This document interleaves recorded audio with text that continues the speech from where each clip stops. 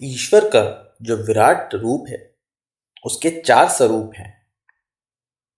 हिंदू धर्म के पौराणिक ग्रंथों में ब्रह्मा जी का जो स्वरूप वर्णित है उनमें उनके चार मुख दिखलाए गए हैं। ये परमात्मा की सत्ता का एक अलंकारिक चित्र है। चार मुख उसके चार भेदों का दिग्दर्शन कराते हैं। इन चार मुखों को ब्रह्मा, ईश्वर, विष्णु और भगवान कहा जाता है। वैसे तो परमात्मा एक ही है, पर उसमें उत्पन्न विश्व व्यवस्था को समझने के लिए उसके चार विभाग कर दिए गए हैं। ब्रह्म, सात्विकता की ऊंची कक्षा को ब्रह्म कहते हैं। वैसे तो परमात्मा सत, रज, तम तीनों गुणों में मौजूद है, पर उसकी ब्राही ज्योति सतगुण में ही है। सात्विक भाव ब्रह्म केंद्र से ही उत्पन्न होते हैं। मनुष्य के मन में यूं तो अनेक प्रकार की इच्छाएं उत्पन्न होती रहती हैं, पर जब सतगुणी आकांक्षाएं उत्पन्न होती हैं तो उनका उद्गम केंद्र, प्रेरक बिंदु वो ब्रह्म ही होता है। ऋषियों में, महात्माओं में, संतों में, सत्पुरुषों में हम परमात्मा का अधिक अंश देखते हैं। उन्हें परमात्मा के समीप समझते हैं और ऐसा मानते हैं कि परमात्मा की उन पर कृपा है। परमात्मा की विशेष सत्ता उनमें मौजूद है। ये सत्य का आधिक्य ही ब्राही स्थिति है। पूर्ण सात्विकता में जो अधिष्ठित हो जाते हैं वे ब्रह्म निवारण प्राप्त कहे जाते हैं। मनुष्य की अंत चेतना प्रकृति और पुरुष दोनों के संयोग से बनी हुई है। मन, बुद्धि और चित्त अहंकार प्रकृति के भौतिक तत्वों द्वारा निर्मित है। जो कुछ हम सोचते, विचारते, धारण या अनुभव करते हैं वो कार्य मस्तिष्क द्वारा होता है। मस्तिष्क की इच्छा, आकांक्षा, रुचि तथा भावना इंद्रिय रसों तथा सांसारिक पदार्थों की भली बुरी अनुभूति के कारण होती है। मस्तिष्क में जो कुछ ज्ञान, गति और इच्छा है वो सांसारिक स्थूल पदार्थों के आधार पर ही बनती है। स्वयं मस्तिष्क भी शरीर का एक अंग है और अन्य अंगों की तरह वो भी पंच तत्वों से, प्रकृति से बना हुआ है। इस अनंतकरण चतुष्टय से परे एक और सूक्ष्म चेतना केंद्र है जिसे आत्मा या ब्रह्म कहते हैं। ये ब्रह्म सात्विकता का केंद्र है। आत्मा में से सदा ही सतगुणी प्रेरणाएं उत्पन्न होती हैं। चोरी, व्यभिचार, हत्या, ठगी आदि दुष्कर्म करते हुए हमारा दिल धड़कता है, कलेजा कांपता है, पैर थरथराते हैं, मुंह सूखता है, भय लगता है और मन में तूफान सा चलता है। भीतर ही भीतर एक सत्ता ऐसा दुष्कर्म करने के लिए रोकती है। वो रोकने वाली सत्ता आत्मा है। इसी को ब्रह्म कहते हैं। असात्विक कार्य, नीचता, तमोगुण, पाप और पशुता से भरे हुए कार्य उसकी स्थिति से विपरीत पड़ते हैं। इसलिए उन्हें रोकने के भीतर ही भीतर प्रेरणा उत्पन्न होती है। ये प्रेरणा शुभ सतोगुणी पुण्य कर्मों को करने के लिए भी उत्पन्न होती है।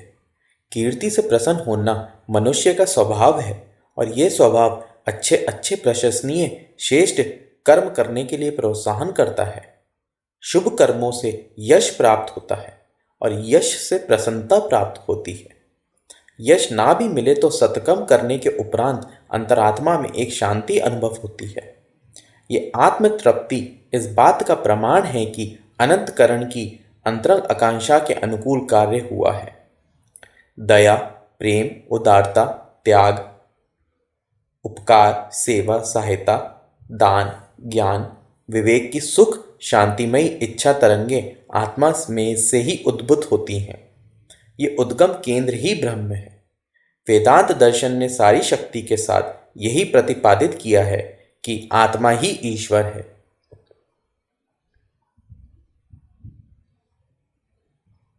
ईश्वर का प्रत्यक्ष अस्तित्व अपनी आत्मा में ही देखने की वेदांत की साधना है। अन्य ईश्वर भक्त भी अंतकरण में परमात्मा की झांकी करते हैं। असंख्य कविताएं एवं श्रुति वचन ऐसे उपलब्ध होते हैं जिनमें ये प्रतिपादन किया गया है कि बाहर ढूंढने से नहीं, अंदर ढूंढने से परमात्मा मिलता है। संत कबीर ने कहा है कि परमात्मा हमसे 24 अंगुल दूर है। मन का स्थान मस्तिष्क और आत्मा का स्थान हृदय है। मस्तिष्क से हृदय की दूरी 24 अंगुल है। इस प्रतिपादन में ईश्वर का अंतकरण में स्थित बताया है। मनुष्य दैवी और भौतिक तत्वों से मिलकर बना है। इसमें मन भौतिक और आत्मा दैवी तत्व है। आत्मा में 3 गुण हैं, सत, चित और आनंद। वो सतगुणी है। श्रेष्ठ, शुभ और दिव्य मार्ग की ओर प्रवृत्ति वाला एवं सतत हमेशा रहने वाला अविनाशी है। चित चैतन्य, जागृत, क्रियाशील, गतिवान है। किसी भी व्यवस्था में वो क्रिया रहित नहीं हो सकता। आनंद, प्रसन्नता, उल्लास, आशा तथा तृप्ति उसका गुण है। आनंद, अधिक आनंद, अति आनंद उपलब्ध करना उसके लिए वैसे ही प्रिय है जैसे मछली के लिए जल। मछली जलमग्न रहना चाहती है। सत चित आनंद गुण वाली आत्मा में जैसे जैसे निकटता होती जाती है, वैसे मनुष्य अधिक सात्विक, अधिक क्रियाशील और अधिक आनंद मग्न रहने लगता है। योगी जन ब्रह्म की प्राप्ति के लिए साधना करते हैं। इस साधना का कार्यक्रम ये होता है कि आत्मा की प्रेरणा के अनुसार मन की सारी इच्छा और कार्य प्रणाली हो। भौतिक पदार्थों के नाशवान, अस्थिर और हानिकारक आकर्षणों की ओर से मुंह मोड़ कर जब आत्मा की प्रेरणा के अनुसार जीवन चक्र चलने लगता है तो मनुष्य साधारण मनुष्य ना रहकर महान मनुष्य बन जाता है। ऐसे महापुरुषों के विचार और कार्य सात्विकता, चैतन्यता और आनंददायक स्थिति से परिपूर्ण होते हैं। उन्हें संत, महात्मा, योगी, तपस्वी, परमहंस, सिद्ध, आत्मदर्शी या ब्रह्म परायण कहते हैं, जिनकी ब्रह्म भाव आत्म विकासपूर्ण सात्विकता तक विकसित हो गया है।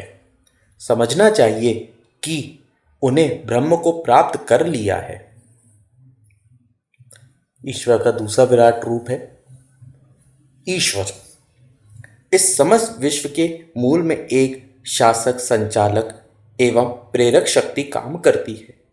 सूर्य, चंद्र, नक्षत्र, ग्रह, उपग्रह निरंतर अपनी नियति चाल से यात्रा जारी रखते हैं। तत्वों के सम्मिश्रण से एक नियत व्यवस्था के अनुसार तीसरा पदार्थ बन जाता है। बीज अपनी ही जाति के पौधे उत्पन्न करता है। सूर्य एक पल का विलंब किए बिना ठीक समय उदय और अस्त होता है। समुद्र में ज्वार भाटा नियत समय पर आते हैं। पृथ्वी, जल, वायु, अग्नि, आकाश सबकी क्रियाएं अचूक हैं। नन्हे नन्हे अदृश्य परमाणु अत्यंत द्रुत गति से हरकत करते हैं, पर उनकी इस गति में रंच मात्र भी अंतर नहीं आता। एक परमाणु को दूसरे परमाणु से लड़ाने के लिए रहस्य को ढूंढकर वैज्ञानिकों ने प्रलयंकारी परमाणु बम बनाए हैं। यदि 1 सेकंड में हजारों मील की गति से घूमने वाले ये परमाणु आपस में लड़ जाएं, तो प्रलय आ जाएगी।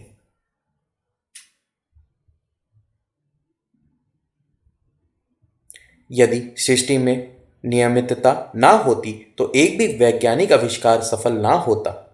आग कभी गर्मी देती, कभी ठंडक, तो भला उसके भरोसे कोई काम कैसे होता।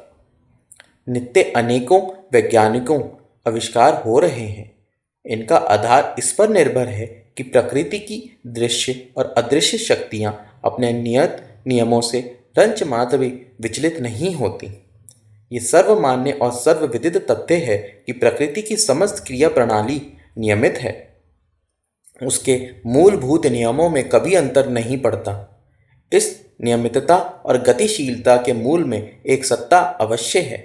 विचार और प्राण से रहित जड़ प्रकृति अपने आप इस क्रियाकलाप को नहीं चला सकती। रेल, मीटर, इंजन, हवाई जहाज, तलवार, कलम आदि जितने भी निर्जीव यंत्र हैं, उनके चलाने वाला कोई न कोई सजीव प्राणी अवश्य होता है। इस प्रकार प्रकृति की नियमितता और उद्गम केंद्र भी कोई ना कोई अवश्य है। इस केंद्र को हम ईश्वर कहते हैं। ईश्वर का अर्थ है स्वामी।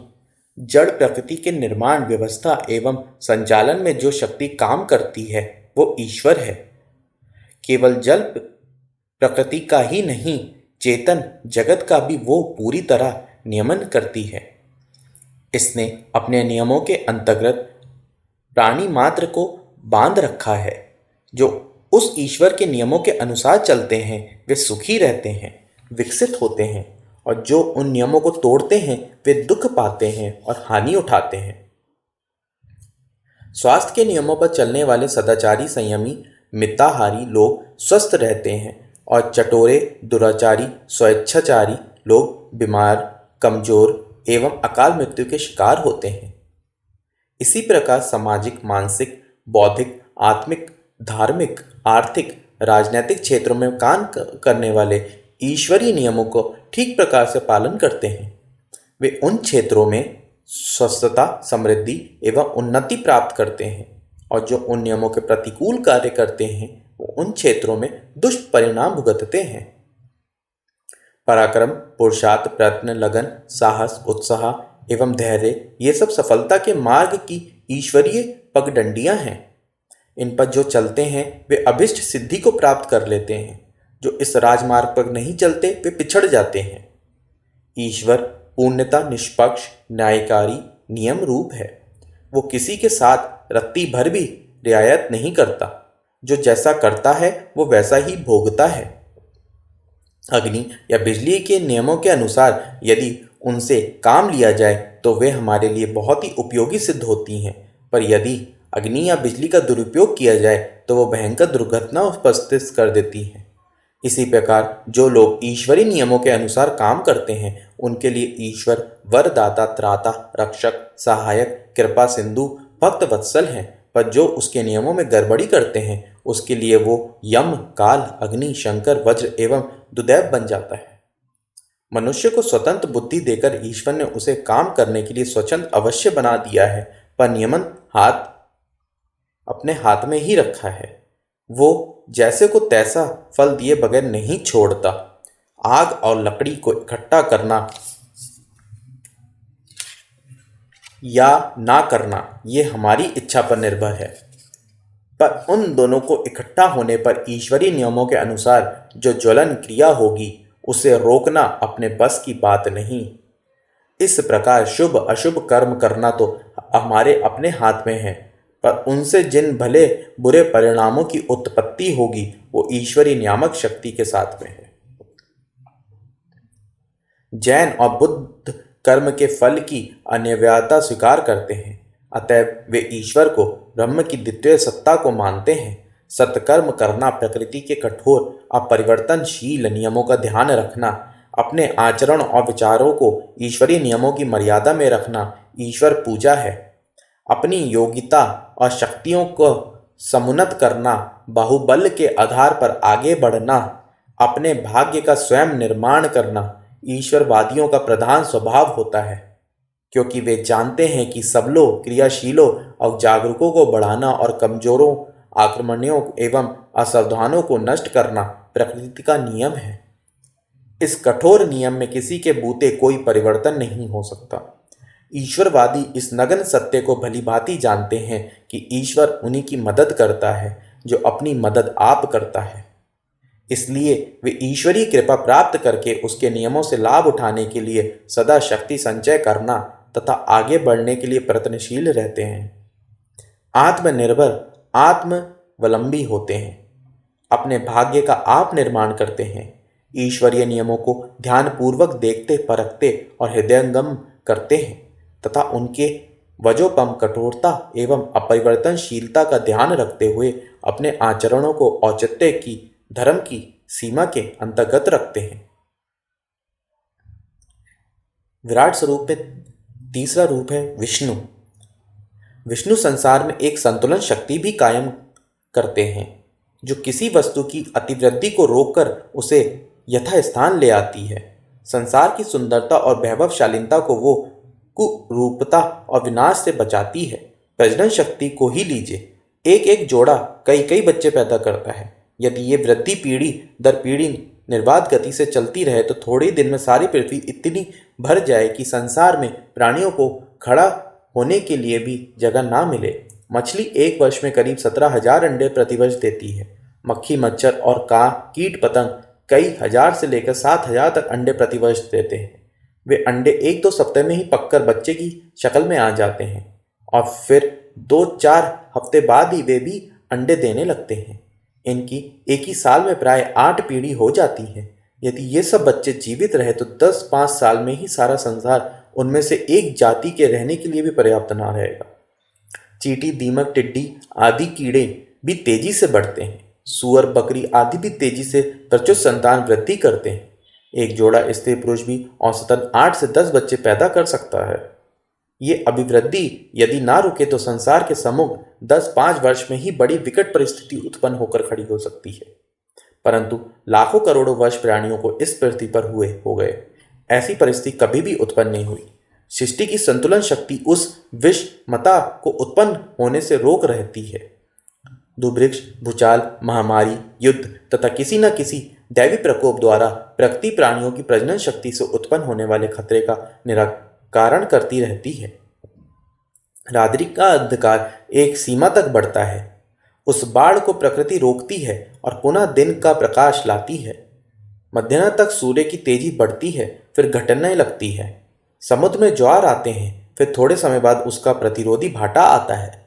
चंद्रमा घटते घटते क्षीण होता है, फिर बढ़ने लगता है। गर्मी के बाद सर्दी और सर्दी के बाद गर्मी का मौसम आता है। मरने वाला जन्मता है और जन्मे वाला मृत्यु की तैयारी करता है। सृष्टि के सौंदर्य का क्रम यथावत चला आता है। उसका बैलेंस बराबर कायम रहता है, संतुलन बिगड़ने नहीं पाता। पुराणों में ऐसे वर्णन आते हैं कि देवताओं को जब असुर सताते हैं तो वे इकट्ठे होकर विष्णु भगवान के पास जाते हैं और प्रार्थना करते हैं कि हमारी रक्षा कीजिए। कई पुराणों में ऐसी कथाएं मिलती हैं कि पृथ्वी पर जब अधर्म बढ़ा तो धरती माता गौ का रूप धारण कर विष्णु जी के पास गई और प्रार्थना की, अब मुझे से पाप का बोझ नहीं सहा जाता, मेरा उद्धार कीजिए। देवताओं की रक्षा करने तथा पृथ्वी का भार उतारने के लिए विष्णु भगवान अवतार धारण करते हैं। गीता में भी ऐसी ही प्रतिज्ञा है। बुराइयों में ये गुण है कि वे आसानी से और तेजी के साथ बढ़ती हैं।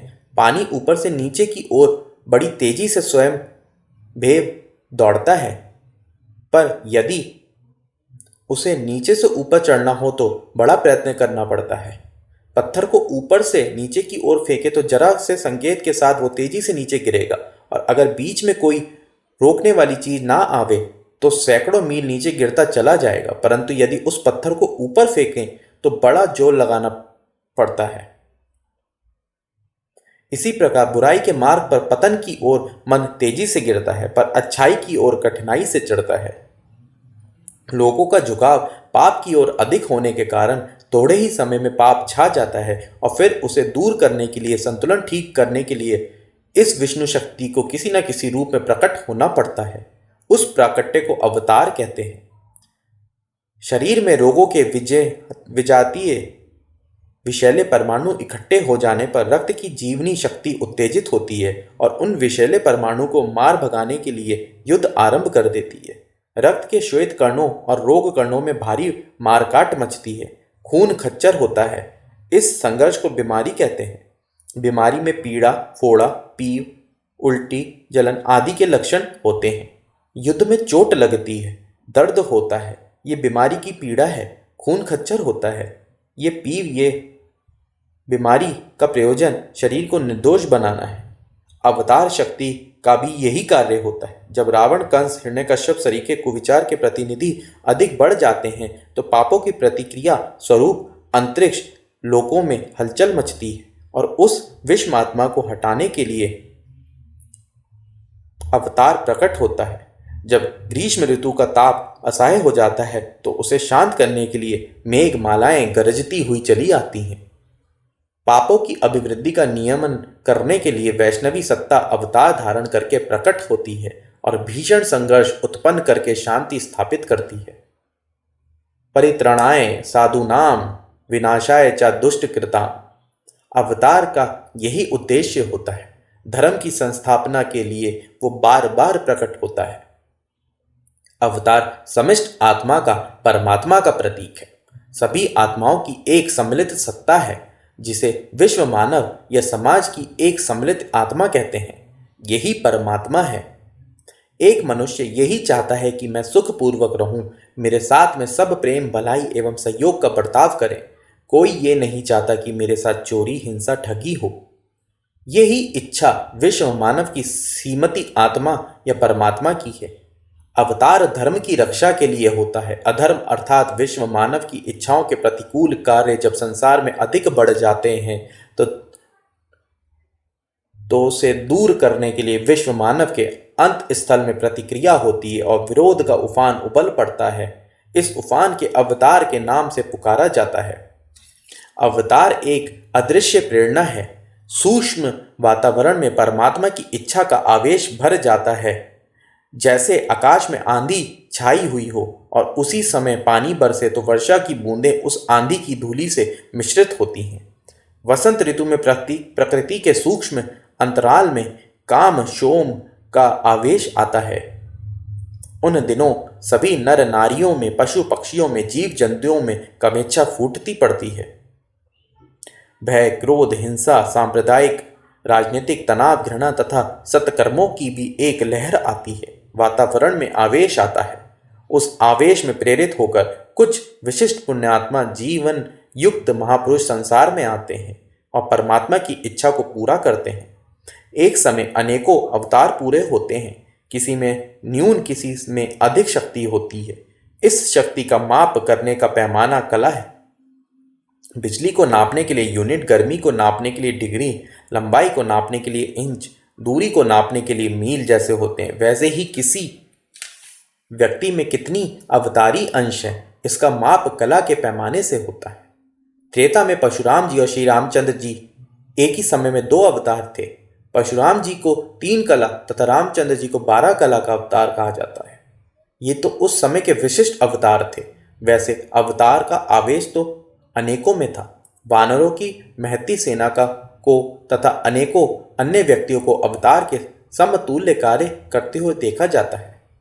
इस प्रकार समय समय पर युग युग में आवश्यकता अनुसार अवतार होते हैं। बड़े कार्यों के लिए बड़े और छोटे कार्यों के लिए छोटे अवतार होते हैं। सृष्टि का संतुलन करने वाली विष्णु शक्ति वैसे तो सदा ही अपनी क्रिया जारी रखती है, पर बड़ा रोग इकट्ठा हो जाने पर बड़ा डॉक्टर भेजती है। उस बड़े डॉक्टर को अनेकों महान कार्यों के अनुरूप यश एवं सम्मान प्राप्त होता है। अवतारी महापुरुषों की पूजा यथार्थ में विष्णु शक्ति की पूजा है, जिसके वे प्रतीक होते हैं। लक्ष्मीपति विष्णु सृष्टि की सुंदरता की, संपत्ता की, सद्बुद्धि और सात्विकता की रक्षा करते हैं। लक्ष्मी जी के 4 हाथ सुंदरता, संपन्नता, सद्बुद्धि और सात्विकता के प्रतीक हैं। समस्त प्राणियों की समस्त सम्मिलित आत्म लक्ष्मी है। ये लक्ष्मी विष्णु का अर्धांग है, परमात्मा की आत्मा में समाई हुई हैं, संसार का नियमन करती हैं। साथ साथ लक्ष्मी का विश्व मानव की इच्छा की रक्षा करती हैं। लक्ष्मी विष्णु से अभिन्न है। विष्णु के उपासक वैष्णव वे हैं जो विश्व मानव की इच्छाओं के अनुकूल कार्य करने में अपनी शक्ति लगाते हैं। नरसिंह मेहता का प्रसिद्ध भजन है, वैष्णव जन तो कहिए जो। समाज का लाभ, संसार की सेवा, विश्व की श्री वृद्धि, विश्व मानव की सुख शांति के लिए सच्चे अंतकरण से हर घड़ी लगे रहने वाले मनुष्य असली वैष्णव हैं। विष्णु की इच्छा ही उन वैष्णवों को इच्छा और विष्णु की कार्य प्रणाली ही उनकी कार्य प्रणाली होती है। वे पाप को घटाकर धर्म की स्थापना के लिए सदैव प्रयत्नशील रहते हैं। जनता को विष्णु रूप समझकर लोक सेवा में, विष्णु पूजा में प्रवृत्त रहते हैं। भगवान का चौथा रूप भगवान है। ब्रह्मा की चौथी शक्ति भगवान है। भगवान भक्तों के वश में होते हैं। भक्त जैसा चाहते हैं उन्हें नचाते हैं। भक्त जिस रूप में उनका दर्शन करना चाहते हैं उसी रूप में प्रकट होते हैं और उनसे जो याचना या कामना करते हैं उसे पूरा करते हैं। भगवान की कृपा से भक्तों को बड़े बड़े लाभ होते हैं, परंतु ये भी स्मरण रखने की बात है कि वे केवल भक्तों को ही लाभ पहुंचाते हैं। जिनमें भक्ति नहीं, उनको भगवान से भी कुछ लाभ नहीं हो सकता। अनेकों देवी देवता भगवान के ही रूप हैं। जिस देवता के रूप में भगवान का भजन किया जाता है उसी रूप में वैसा ही फल उपस्थित करते हुए भगवान प्रकट होते हैं। भगवान की कोई स्वतंत्र सत्ता नहीं है। आत्मा के सशक्त क्रिया रूप को भगवान कहते हैं। आत्म अनंत शक्तियों को पुंज उसी की जिस शक्ति को प्रदीप्त प्रचंड एवं प्रसुफित बनाया जाए वो शक्ति एक बलवान देवता के रूप में प्रकट होती है और कार्य करती है। किसी पक्के गुंबजदार मकान में आवाज करने से वो मकान गूंज उठता है। आवाज की प्रतिध्वनि चारों ओर बोलने लगती है। रबड़ की गेंद को किसी दीवार पर फेंक कर मारा जाए तो जितने जोर से उसे फेंका था टक्कर खाने के बाद वो उतनी ही जोर से लौट आती है। इसी प्रकार अंतरंग शक्तियों का विश्वास के आधार पर जब एकाकीकरण किया जाता है तो उससे आश्चर्यजनक परिणाम उत्पन्न होते हैं। सूर्य की किरणों को आतिशी शीशे के द्वारा केंद्र बिंदु पर एकत्रित किया जाए तो इतनी गर्मी उत्पन्न हो जाती है कि उस केंद्र में अग्नि जलने लगती है। मानसिक शक्तियों को किसी इष्ट देव को केंद्र मानकर यदि एकत्रित किया जाए तो एक सूक्ष्म सजीव चेतना उत्पन्न हो जाती है। ये श्रद्धा निमृत सजीव चेतना ही भगवान है। गोस्वामी तुलसीदास जी ने रामायण में भवानी शंकरो वंदे श्रद्धा विश्वास रूपिणों श्लोक में यही भाव प्रकट किया है। उन्होंने भवानी तथा शंकर को श्रद्धा विश्वास बताया है। श्रद्धा साक्षात भवानी है और विश्वास मनुष्य को मृत्यु के मुख से बचा सकता है और जीवित मनुष्य को क्षण भर में रोगी बनाकर मृत्यु के मुख में ढकेल सकता है।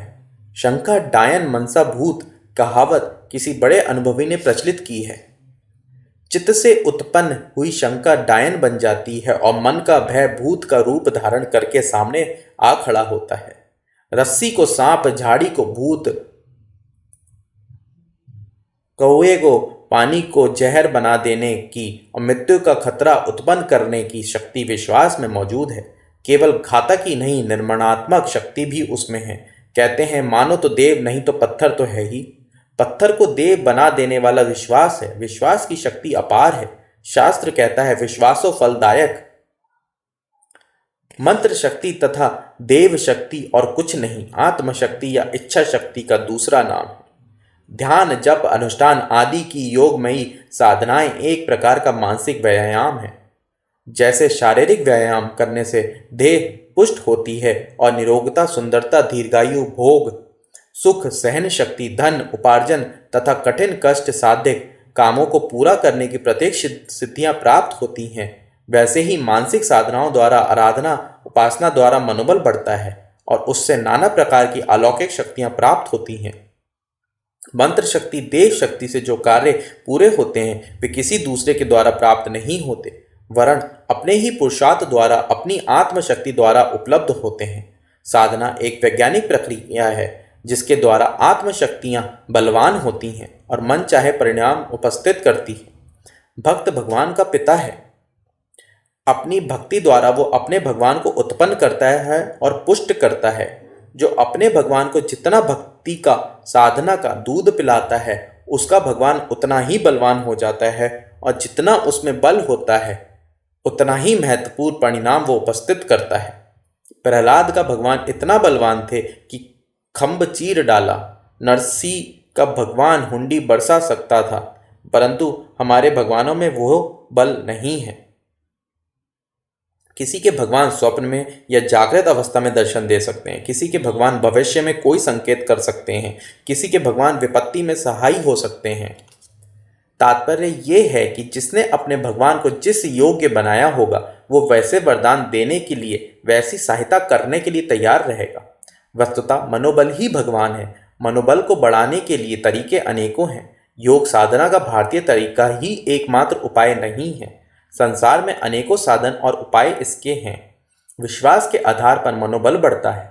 कई व्यक्ति बिना योग्य साधना के भी अपने स्वावलंबन, आत्मविश्वास, अध्यवसाय, साहस, सत्संग एवं पराक्रम द्वारा अपना मनोबल बढ़ा लेते हैं और वही लाभ प्राप्त करते हैं जो भक्तों को भगवान प्रदान करते हैं। अनेक अनिश्चयवादी व्यक्ति भी बड़े बड़े सिद्ध हुए हैं। राक्षस लोग देवताओं से अधिक साधन संपन्न थे। असुरों को बड़े बड़े अद्भुत वरदान प्राप्त थे। आज भी वैज्ञानिक लोग बड़े बड़े अद्भुत आविष्कार कर रहे हैं। इस सबके मूल में उनकी मानसिक विलक्षण शक्तियां काम कर रही हैं। ये भगवान की ही कृपा है। भगवान को सुर और असुर सभी बिना भेदभाव के प्रसन्न कर सकते हैं, उनका अनुग्रह और वरदान प्राप्त कर सकते हैं। ब्रह्म की मूल सत्ता निर्लिप्त है, वो नियम रूप है, व्यक्तिगत रूप से किसी पर प्रसन्न अप्रसन्न नहीं होती। उस पर आराधना, पूजा या निंदा से कोई प्रभाव नहीं होता। अग्नि देवता को गाली देने वाले या पूजने वाले में भेद की कोई आवश्यकता नहीं।